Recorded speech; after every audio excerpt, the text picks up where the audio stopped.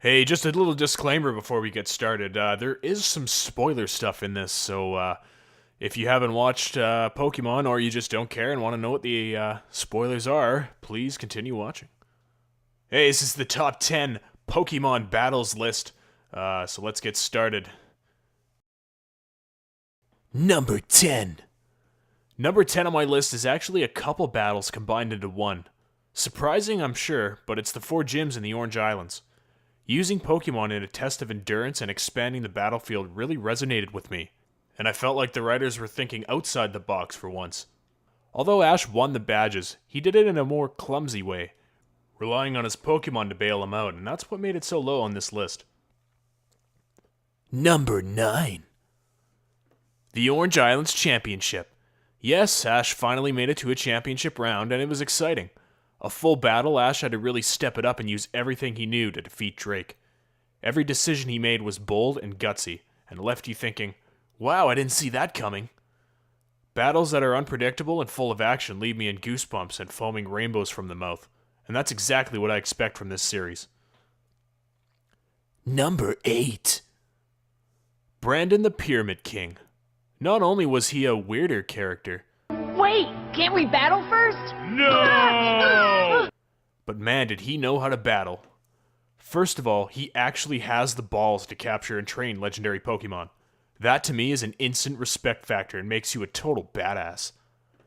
Ash actually had to fight Brandon 3 times.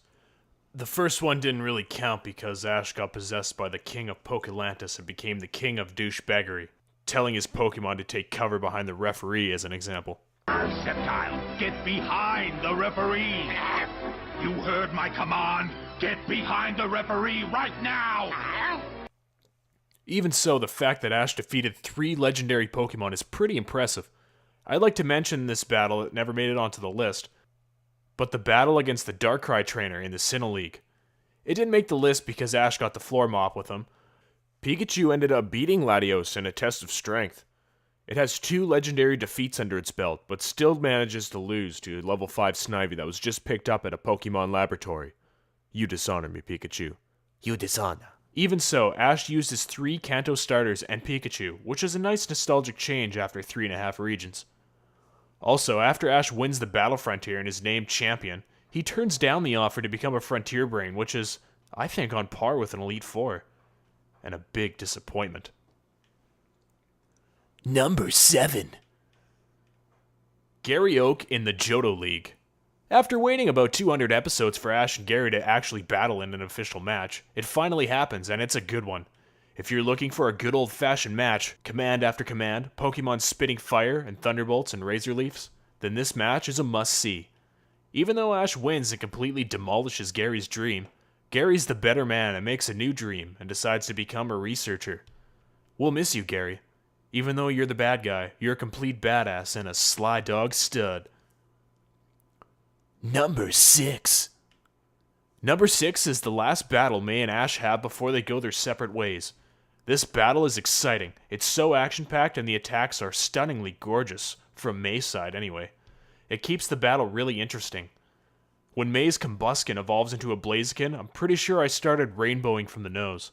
I think Blaziken is super badass, and every time I see one I get all giddy.